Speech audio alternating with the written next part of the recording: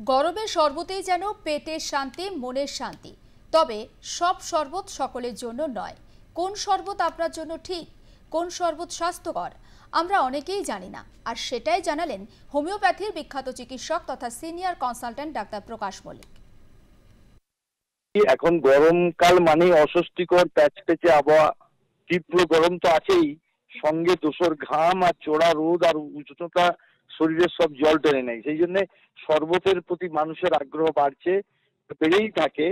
তাই এক্ষেত্রে প্রাকৃতিক উপায়ে ডাবের জল, একদম প্রাকৃতিক উৎস এবং খনিজ সমৃদ্ধ নারকেল বা ডাবের জল পুষ্টিগুণে সমৃদ্ধ, সোডিয়াম, পটাশিয়াম, ম্যাগনেসিয়াম, ক্যালসিয়ামের মতো ইলেকট্রোলাইট থাকার জন্য শরীরের জল শূন্যতা এখানে আটকাতে পারে। আরো এ প্রসঙ্গে বলি যে মৌসুমী লেবুর জুস ভিটামিন সি, অ্যান্টিঅক্সিডেন্টে ভরপুর। মুসাম্মি গরমে আমাদের শরীর ঠান্ডা রাখে।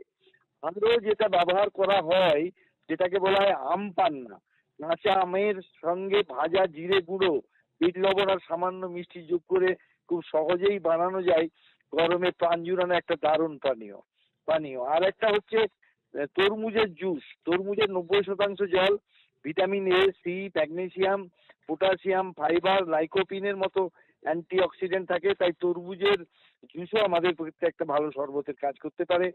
আর হচ্ছে আনারস আদার জুস, সেটাও আনারস এবং একটা নির্দিষ্ট মাত্রায় যদি প্রয়োগ করে মিশিয়ে শরবত বানানো যায়।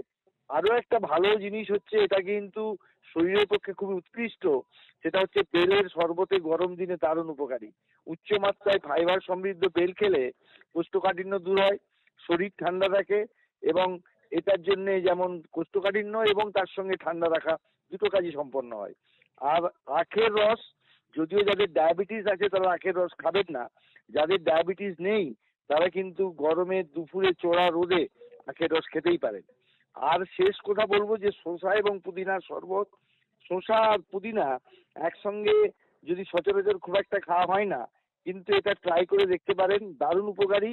এই শরবত শসা, পুদিনা, ভাজা জিরে গুঁড়ো, বিট লবণ, লেবুর শরবত একসাথে মিশিয়ে দুর্দান্ত রিফ্রেশিং একটা ড্রিঙ্ক হতে পারে। তাই গরমকালে শরবত খেতেই হবে। এই সমস্ত শরবতগুলো হেলদি বলে বলা যায় এবং মানুষ সুস্থ এবং ঠান্ডা থাকার ক্ষেত্রে গুরুত্বপূর্ণ।